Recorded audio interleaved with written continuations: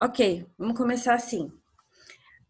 A gente continua agora a partir do interior da Terra. Nós ficamos assim, tivemos uma interrupção de aula bem grande, né? Foram 2 semanas que nós não tivemos aula de geografia, mas agora a gente retoma e eu recapitulo bem brevemente algumas coisas da última aula para que vocês não se percam, né? E para ligar uma coisa com outra. Bom, agora esse ano a gente está estudando a biosfera, toda a formação geográfica do planeta, a geografia como uma ciência. E nesse bimestre, segundo bimestre, nós estamos estudando a litosfera, que faz parte da biosfera dentro da teoria geral dos sistemas, e a litosfera, que é essa parte sólida. Nós começamos falando sobre a litosfera no aspecto das rochas lá, vocês devem se lembrar disso, certo? Que nós, na última aula nós estávamos falando do ciclo das rochas, ou seja, como o movimento da Terra, ou como a própria parte sólida da Terra, aquela que a gente acha que é e sempre foi do mesmo jeito, também tem um ciclo, também se transforma, né? E também vai se refazendo. Então, é interessante perceber isso, porque em todas as áreas da natureza isso acontece. Aí eu estava falando sobre isso, e quando eu expliquei sobre as rochas, eu disse que muitas rochas que são magmáticas, quando o vulcão entra em erupção, elas vêm parar no solo aqui, né? Elas saem junto, tornam-se lava, solidificam, vira rocha magmática. Essas rochas magmáticas vão passando por um processo de desgaste. Esse desgaste libera sedimentos que, acumulados em áreas baixas, entram em compressão, formando rochas sedimentares. Só estou recapitulando bem rapidinho. E essas rochas sedimentares, quando em áreas mais profundas do solo, sofrendo ação de pressão e mudanças de temperatura, principalmente temperaturas quentes, transformam-se em rochas metamórficas. Mas como é que a Terra faz toda essa volta? Como é que ela faz todos esses processos cíclicos? Bom, aí eu entro na parte de entender os processos cíclicos do planeta Terra internamente, certo? Porque o que a gente vê aqui fora é a formação do relevo, ou seja, aquilo que já está pronto e que se movimenta com uma lentidão muito grande, apesar dos terremotos e vulcões que a gente vê, né? Os outros fenômenos naturais que são de transformação, eles são um processo bastante lento, o que não quer dizer que eles aconteçam às vezes, como assim, a gente tem a impressão, como o vulcão não entra em erupção todo dia, toda hora, como o terremoto não acontece todo dia, toda hora, a gente pensa que eles são casos isolados, mas eles só são o reflexo externo do movimento contínuo interno da Terra, certo? Isso significa que a Terra não para nunca, ela está sempre em movimento. E aí é que entra a imagem que eu coloquei na tela para vocês verem aí, onde eu falo, aqui nessa imagem de vocês, ela está um pouco mais fraca, né? Ela tá, como é que eu vou dizer assim, ela tem menos detalhes do que deveria. Mas se vocês olharem, tem na apostila na página 19. Na página 19 tem uma imagem também das correntes de convecção. Ali está com um pouquinho mais de detalhe, certo? Porque ele está explicando o que está acontecendo. Mas tá, vamos começar aqui pela apostila, pela imagem da tela mesmo. Olha lá. Está escrito correntes de convecção, certo? Então, o que são essas correntes de convecção? Você sabe que a crosta é considerada a parte sólida do planeta Terra. Aí vem o manto, que é em estado plástico, pastoso, plasmático, é assim que a gente chama, né? E enfim vem o núcleo, que apesar de ter um núcleo que é externo e outro interno, ambos são sólidos, e o central, o interno, é um núcleo formado à base principalmente de níquel e ferro. Então, ele é um grande bloco metálico sólido, segundo as teorias científicas mais aceitas da atualidade. Existem outras, né? Mas segundo a teoria mais aceita da atualidade, é assim que a Terra está composta. Ela tem um grande sólido no meio, um material extremamente quente, plasmático, ou plástico, né, que se estica muito no entorno, e a crosta terrestre ao redor, como se fosse uma casquinha bem fininha, 70 quilômetros de extensão. E em relação ao planeta inteiro, isso é bem pouquinho. Então, por ser bem pouquinho, é que às vezes ou seja, por ser bem fininha, é que às vezes todo esse material que está incandescente a mais de 1000 graus de temperatura, chegando até 4, 5 mil graus de temperatura dentro do manto, é por conta dessa situação da nossa crosta ser muito fininha, que todo esse material que se movimenta o tempo inteiro e ferve lá dentro o tempo inteiro, às vezes encontra áreas de escape para a superfície. Nessas áreas de escape, vem primeiro uma pressão muito grande, vem toda uma composição de gases e, por fim, o material que tem lá dentro, que é o próprio magma, chegando na superfície, lava. A gente vai falar melhor disso mais à frente. O que me interessa aqui agora, nesse momento, é que vocês entendam que por dentro, no manto, por baixo da crosta terrestre, há um movimento acontecendo agora.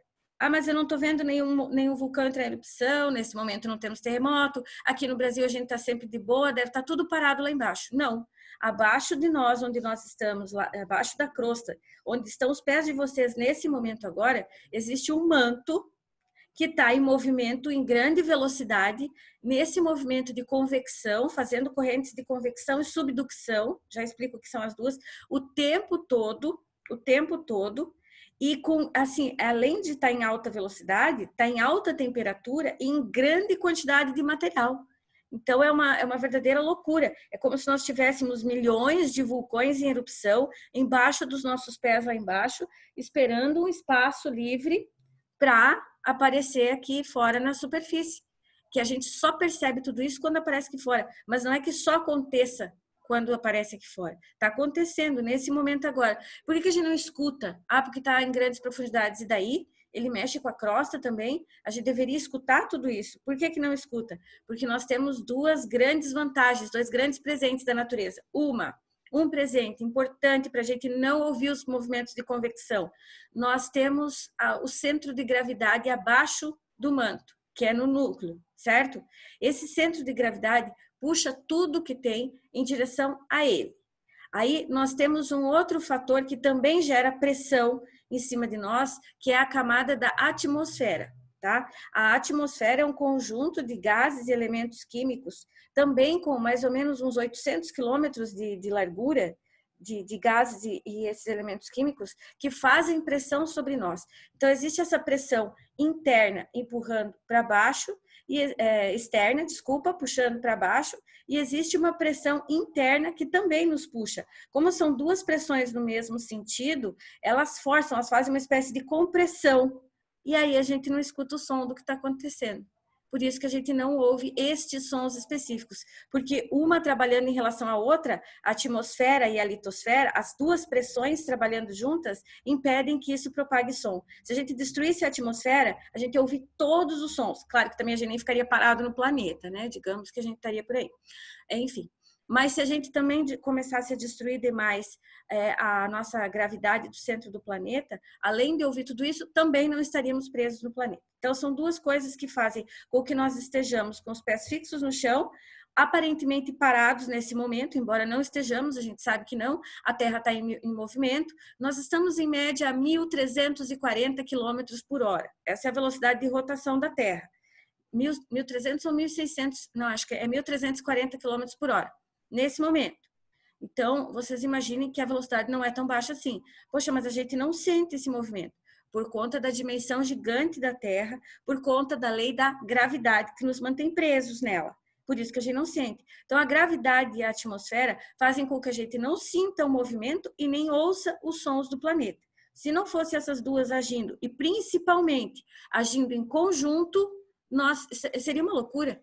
Né? Primeiro, a gente não estaria preso, fixo na Terra. Segundo, nós ouviríamos todos os barulhos. E antes de tudo isso, talvez nós nem existíssemos, nem fosse possível vida na Terra. Então, é o fator desses conjuntos todos interligados que proporcionam a situação que nós vivemos hoje. E é por conta dessas coisas todas que são intelectualmente muito combinadas e encaixadas que a gente fala tanto da presença sempre e constante na criação de tudo isso do grande arquiteto. Só pode ter sido um projeto de alguém. À toa nunca que seria, né, gente?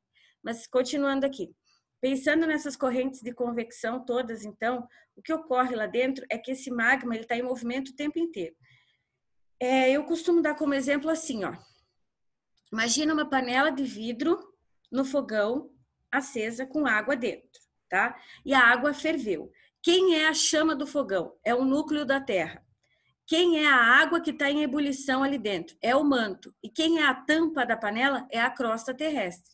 Se essa crosta terrestre não for como uma panela de pressão, assim, bem vedada, bem fechada, que ela tem áreas de escape, como em volta da tampa de uma panela comum, aí a gente não percebe o movimento lá dentro, de uma panela de pressão. Só depois que começa a sair os gases. Como, por exemplo, na Terra, um geyser, um vulcão que não libera lava, mas que libera grandes quantidades de cinza vulcânica, essas coisas assim. Então, vocês imaginem assim, mas o que eu quero que vocês pensem?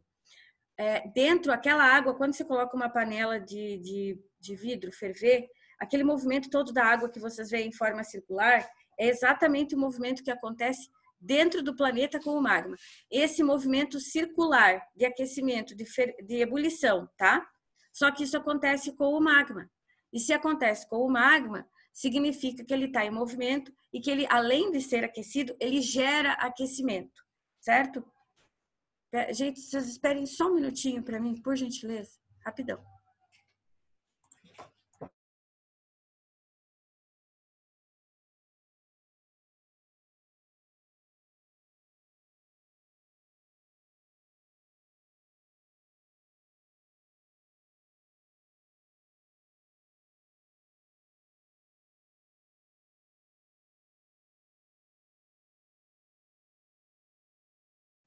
Aí, pronto.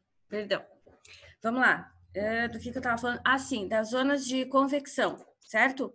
Olha só, quando eu falo dessas zonas de convecção, estou falando de todo esse movimento que acontece dentro do planeta para gerar. Eu falei de vulcão e tectonismo, né? Mas espera aí, todo esse movimento que acontece lá dentro, ele também movimenta as próprias placas tectônicas. Nós temos uma composição hoje de 14 placas tectônicas, que são as mais importantes, as que mais se movimentam. Existem placas pequenininhas? Existem, tá? Só que a gente não cita o nome de todas elas. Na página 19 da apostila também de vocês, tem um mapa com as 14 placas tectônicas mais importantes. Tem umas menores, bem pequenininhas no meio de tudo isso, mas essas são as 14 placas tectônicas mais importantes e as que mais se movimentam, uma em relação à outra, certo, gente? E aí que essa corrente de convecção lá dentro da Terra, ela faz duas coisas que são interessantíssimas. Gente, o nosso solo, o lugar onde a gente está pisando agora, está em movimento o tempo todo, embora a gente não perceba. Você não vê o solo se movimentando, ninguém percebe isso. E se você parar para ver hoje uma casa aqui, digamos que os meus bisavós construíram uma casa, tá? Aí, esses bisavós construíram a casa, foi passando. Essa casa já tem 200 anos, 300 anos. Essa casa é uma pirâmide no Egito com 5.000 anos, ou é uma pirâmide daquelas que tem na Mongólia, né? Em que se calcula que haja 10.000 anos que estão construídas lá. E ninguém viu o solo passando por baixo, engolindo isso ou botando isso para cima. Não se percebeu isso. Por quê? Porque em tempo geológico, 10.000 anos não representam muita coisa, certo? É pouquíssimo. Mas isso não significa que a cada segundo o solo não esteja em movimento, graças à situação dos movimentos de convecção e subducção. Na convecção, nas correntes de convecção, o manto ele está sendo é o momento em que o manto está girando para cima, convecção, ele está subindo, tá? Observem ali que as setas vão indo para cima, no desenho da apostila e no desenho da tela. Aí vocês vão dizer, não, para cima depende de como você vê, porque ele é cíclico, de fato. Mas quando eu estou falando em movimento de convecção, prestem bem atenção, são os movimentos que lançam para cima todo esse manto, todo esse magma. No movimento de convecção, ou seja, no momento de subida desse magma todo, o que ele proporciona na superfície aqui para nós é simplesmente a alimentação, o abastecimento da base de montanhas. Nossa, como assim? Pois é, porque o movimento de convecção ele vai jogando o magma para cima. Esse magma, conforme ele vai entrando em contato com a superfície da crosta, certo? Ele vai solidificando. Ele solidificando, ele vai fazendo pressão e empurrando a crosta para cima. Essa crosta que se empurra, ela vai ter movimentos de placa e as placas podem uma se dobrar em relação à outra e formar montanha, abastecer a base, a parte de baixo de montanha. Montanha não cresce por cima, não é material depositado. Pelo contrário, montanha desgasta. O que faz uma montanha tornar-se a cada milhões e milhões de anos mais alta, certo? Ou poderia torná-la mais alta, mas não torna, é o fato do movimento de convecção por baixo alimentar ela, trazendo material magmático. Espera aí, calma que tem mais. Aí veio o movimento de subducção, que é aquele movimento em que você tem assim, tá lá, nós aqui, né? Você tem os morros, montanhas, etc. Aí você tem a praia e aí você tem o assoalho oceânico, né? Aqui tá a praia, daí começou o mar aqui. Você tem esse assoalho oceânico que vai entrando e fica coberto por água aqui, certo? Esse assoalho oceânico, ele vai aprofundando, aprofundando cada vez mais, até que ele vai formando lá embaixo as chamadas zonas abissais. Essas zonas abissais, que são as áreas mais profundas do planeta, onde vai entrar todo esse material, toda essa areia, todas essas rochas que caem no mar e que formam areia e que vão indo para as profundezas das zonas abissais, lá onde tem aqueles peixes bem interessantes, diferentes, né? Elas vão aprofundando cada vez mais, onde não é mais possível ter vida nenhuma, de espécie nenhuma, até por conta da pressão da água. E quando elas chegam em profundidades muito grandes, esse material todo, essa areia, essa terra, vai parar de volta dentro do manto. Então, movimento de convecção, esse giro, movimento de convecção, ele vai abastecer solo, ele vai formando solo. Movimento de subducção, ele vai entrando e devolvendo para o magma aquilo. Então, é tudo ao mesmo tempo. Ao mesmo tempo em que os movimentos de convecção e subducção estão alimentando o solo aqui fora, ao mesmíssimo tempo, dentro do mar, lá embaixo, esse solo está voltando para o magma. E aí o magma derrete isso, dilui, gira em outro ponto do planeta, ele vai abastecendo de novo e vai formando solo de novo. E ainda assim tem mais o ciclo das rochas junto acontecendo. Tudo ao mesmo tempo.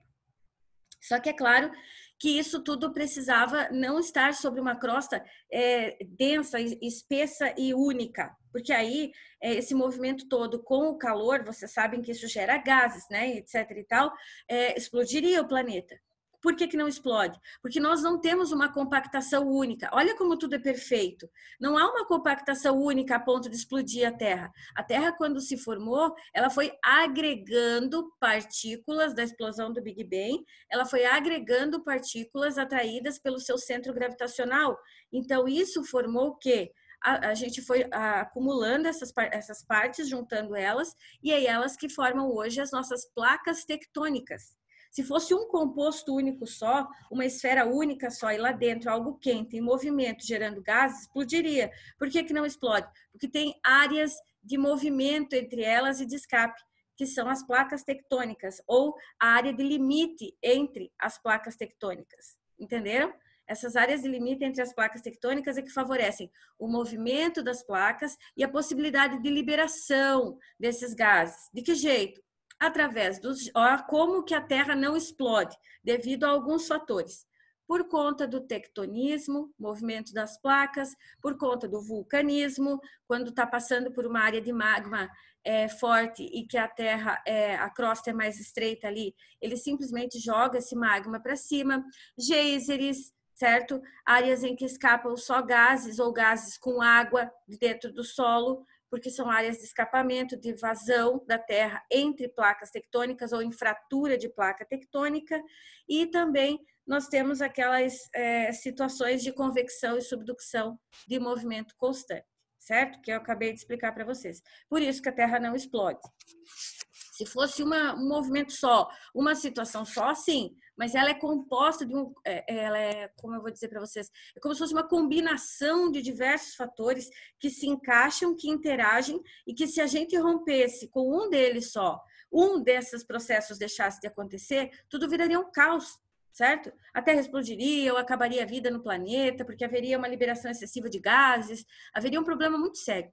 E tudo isso ainda envolvendo a atmosfera e a hidrosfera. Vamos lembrar que a água do mar controla muitas erupções vulcânicas, porque existem vulcões embaixo do mar que entram em erupção e a lava não chega a atingir o lado externo. Ela vai formando ilhas vulcânicas internas dentro do mar. Imagina se tudo isso chegasse aqui fora, porque o mar é grande. Imaginem toda essa explosão vulcânica chegando aqui fora. Que bom que tem água. E ainda por cima, que bom que tem a atmosfera, que nessas liberações de gases que saem de dentro do planeta, por conta do oxigênio e do hidrogênio externo da atmosfera, ela dispersa, ela espalha todas essas cinzas vulcânicas e gases vulcânicos, porque a nossa atmosfera tem movimento. Vocês vão estudar a atmosfera depois e vão ver que o ar nunca está parado, ele está sempre em movimento. Então, quando um vulcão entrasse em erupção, aquelas cinzas vulcânicas iam ficar paradas ali o resto da eternidade. Mas graças à atmosfera não ocorre isso. Teoria geral dos sistemas, a interligação entre todos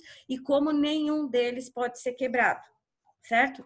Então tá, fragmentação da crosta.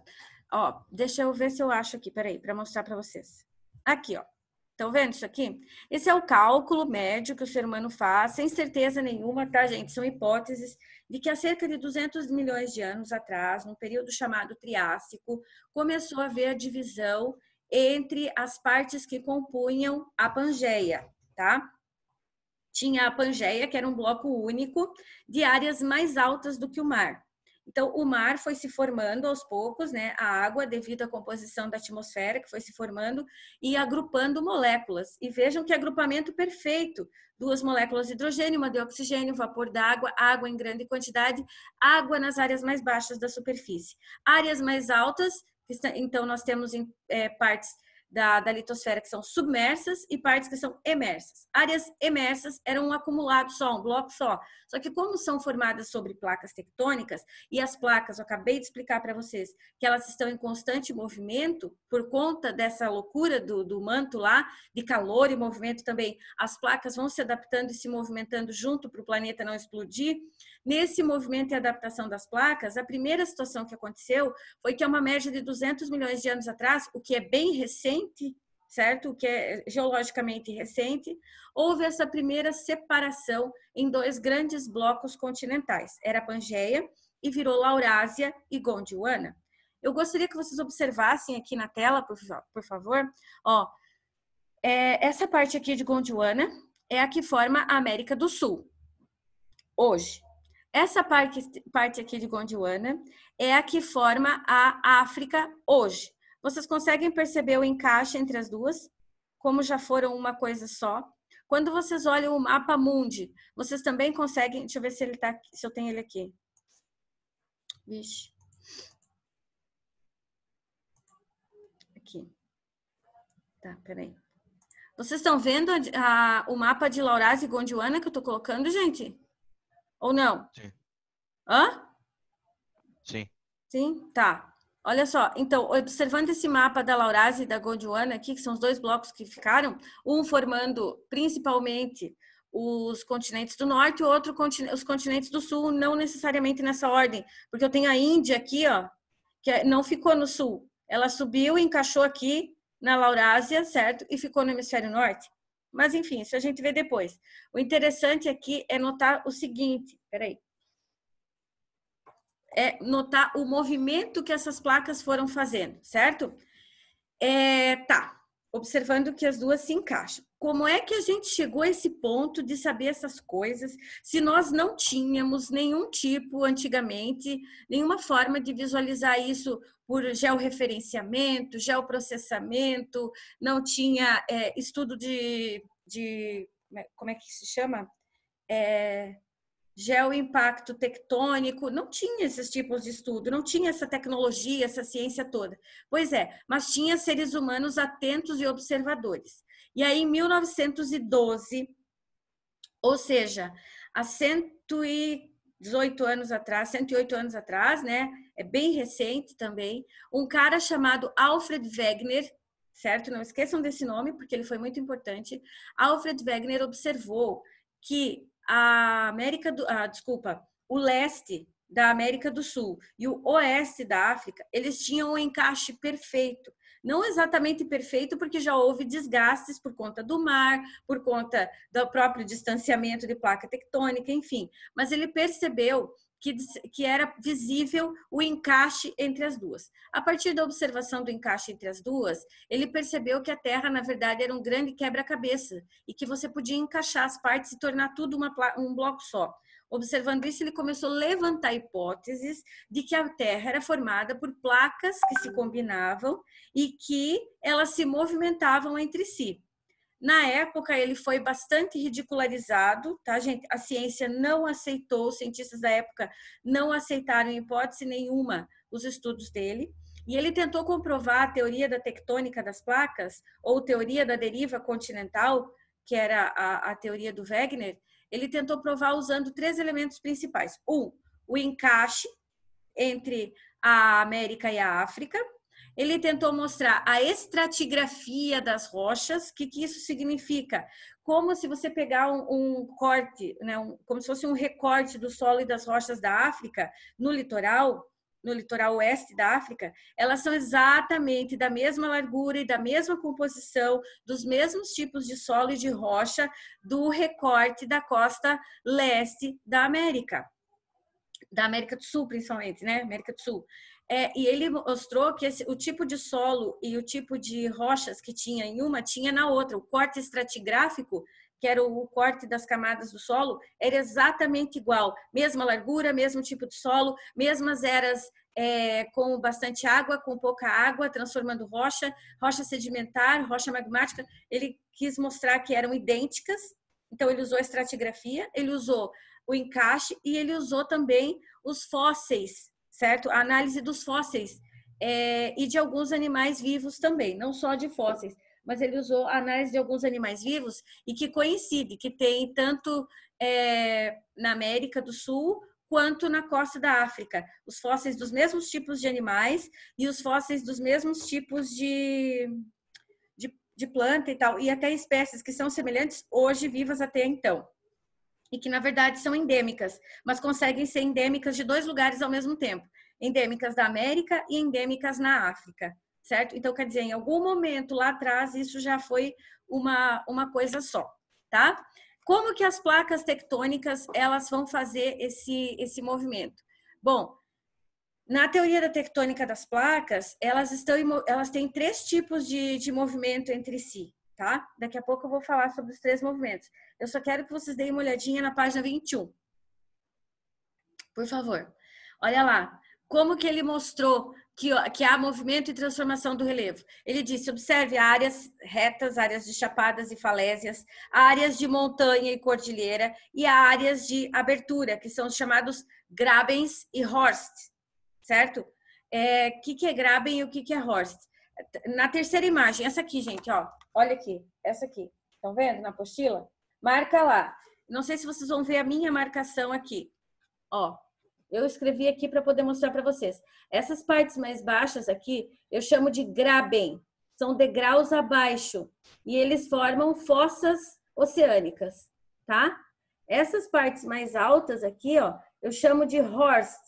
Tem as duas aqui, né? Ó, eu chamo de horst, ok? E os horsts, eles formam as chamadas chapadas, ok?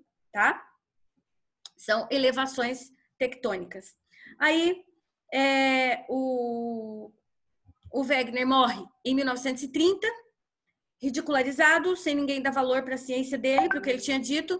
E em 1950, 20 anos depois, tá? 20 anos depois, em 1950, através de algumas tecnologias da época, consegue-se provar de fato que a teoria do Wegener estava certa, e aí finalmente o Wegener é reconhecido, é dado a ele a autoria do estudo da teoria da deriva das placas tectônicas, ou da tectônica das placas, é creditado a ele esse estudo, é dada a ele a autoria de tudo isso, a família recebe premiações, etc., mas o Wegener morreu em 1930, isso aconteceu em 1950. Então, ele passa de 1912 a 1930, dentro da área científica, como só mais um cara, mais um cientista louco falando bobagem.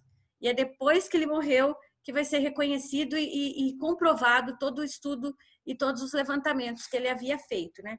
É muito triste porque isso acontece bastante. Tá, a gente tem com isso mudanças só no relevo externo? Não, tem mudanças no relevo interno também. Como assim relevo interno? Relevo interno que a gente forma, ó, relevo é sempre relevo, superfície. Mas quando eu digo relevo interno, eu estou falando do relevo oceânico. É aquele que está embaixo do mar e que a gente não visualiza no dia a dia, mas que está aqui e que está na superfície da Terra, da litosfera, tá? Bom, esse relevo que eu estou falando, ele forma as chamadas dorsais oceânicas, ou seja, cadeias de montanha no fundo do oceano, ou fraturas, aberturas dentro do oceano. Na página 22 tem uma imagem maravilhosa, na fenda da dorsal mesoatlântica, aqui no Oceano Atlântico, só que lá perto da Islândia. Seguinte, a dorsal mesoatlântica, ela é interessante porque ela é assim, até mais ou menos a América Central, ela tem essas fraturas, essas fendas, como vocês estão vendo aqui, ó, quem tá com a apostila aí, é essa aqui, ó. Ela tem essas fendas que formam legítimos abismos no oceano, certo? Em compensação, em algumas regiões, conforme ela vai descendo ao sul, como ela é uma área de encontro de placa tectônica, ao invés de ter uma fenda, ela tem cordilheiras, ela tem montanhas que se formaram. E quando eu digo montanha, não estou falando qualquer montanha, eu estou falando montanhas mesmo, sabe? Acima de 300, 400 metros de altitude. É nessa proporção. Só que, claro, né, como está no oceano e o oceano tem grandes profundidades, a gente não vê isso porque está tudo embaixo d'água. Vemos algumas pontas, que a gente chama de ilhas, certo? Enfim, mais ou menos desse jeito que se forma, que acontece. Não que todas as ilhas se formem desse jeito. Vamos lembrar que a Islândia é uma ilha que se formou de lava vulcânica solidificada. É outra forma de formar ilha, mas tem essa situação. Depois embaixo tem uma imagem aqui, ó, mostrando quando é fenda e quando é cordilheira, tá? Quando que acontece? Depende do movimento da placa tectônica, certo? Depende muito do movimento de placa. Ali é uma área de encontro de duas grandes placas tectônicas, a placa africana e a placa sul-americana. Então, tem toda aquela divisão. Deixa eu voltar aqui para vocês verem. Na página, voltem comigo lá. Página 19. Aqui, ó. Estão vendo aqui, ó? Ó, essa é a divisão entre as... deixa eu pôr aqui. Essa é a divisão entre as duas placas. Ó, aqui tá a América do Sul, aqui tá a África e aqui tá essa fenda, essa dorsal mesoatlântica, que em algumas áreas ela formou uma fratura e em outras áreas ela formou uma cordilheira. O que isso significa? Se o movimento foi de divergência, abriu fratura. Se foi de convergência, formou cordilheira. Eu vou explicar tudo isso para vocês, tá? E por que esses movimentos às vezes são para um lado, às vezes para outro. Aí o movimento... Então, a formação disso depende do movimento. E o movimento depende do magma, certo? De como as coisas estão acontecendo internamente. Existem placas convergentes, como eu já disse para vocês, que são aquelas que formam as cordilheiras, e as divergentes, que formam fraturas ou fossas oceânicas. Na página 23, tem uma imagem da falha de San Andreas, nos Estados Unidos, nos Estados Unidos lá, mostrando que ali as placas nem são convergentes e nem são divergentes. Elas são placas transformantes, ou seja, uma desliza em relação à outra. Elas não vão de encontro e nem se afastam. Elas simplesmente são duas placas tectônicas que se movimentam uma paralela à outra, uma ao lado da outra. E aí, como isso sofre um atrito, um desgaste, acaba formando pequenas, gigantes falhas, como a falha de San Andreas. Deixa eu mostrar rapidão, meu tempo está acabando. Mas deixa eu achar aqui para vocês a falha de San Andreas. Deixa eu ver se eu localizo ela aqui para mostrar. Aqui, ó. Estão vendo a falha de San Andreas? Só que aí você olha isso aqui e tu pensa, tá, e cadê eu no meio de tudo isso? Bom, você seria um pobre ser humano, por exemplo, parado aqui nessa pontinha, observando tudo isso, certo? Isso aqui é de uma dimensão gigantesca, tá? É enorme. Não pense que tem um ser humano parado aqui com uma perna de cada lado, não. Isso é monstruoso o tamanho, a proporção dessa falha, tá, gente? E essa aqui é a chamada falha de San Andreas, porque aqui as placas tectônicas elas não estão se afastando e nem se chocando, elas estão só uma se movimentando ao lado da outra. Aí dá aquele atritozinho assim, e daí forma esse tipo de desgaste chamado falha de San Andreas, que é o mais conhecido de todos, né? Página 24, eu espero poder, nesse 1 minuto e meio que nos resta, explicar, mas vocês precisam acompanhar. É a imagem aqui de cima. Mostrando lá, limite entre as placas. Placas que se afastam. Ó, eu vou falar de novo. Placas que estão ali em contato e com o movimento do magma, elas se movimentam junto e essas placas se afastam. Como eu chamo isso? Placas que vão cada uma para o seu lado. Movimento divergente, limite divergente, diverge, não está combinando, né? Divergente, limite divergente. No limite divergente, eu tenho abertura de Horst de Graben, tenho essas situações de fratura no solo e de fossas oceânicas dentro do oceano, tá? Agora, quando as placas tectônicas vão uma em relação à outra, uma em direção à outra, elas se chocam. Aí o que eu chamo placa limite convergente. E esse limite convergente é capaz de formar montanhas, porque vai uma em relação à outra e uma delas dobra. Esse dobramento eu chamo de montanha. E as transformantes, uma em relação à outra, uma ao lado da outra, formando exemplos como esse da falha de San Andreas, que vocês têm na apostila. Eu vou passar atividades para vocês, vou passar um trabalho, tá bom? O trabalho que eu quero que vocês façam é usar tudo isso que vocês aprenderam até aqui agora, como se fossem advogados, para provar que a teoria da Terra Oca é falsa. Porque existe a teoria da Terra Oca. Não conheço. Que bom. Aí vocês vão pesquisar a teoria da Terra Oca, que são pessoas que creem que o meio da Terra é uma simulação da parte externa. Então ele tem temperatura, tem seres vivos, tem água sobrevivendo lá dentro, tá bom? E vocês vão ter que usar tudo que vocês aprenderam para provar que isso está errado.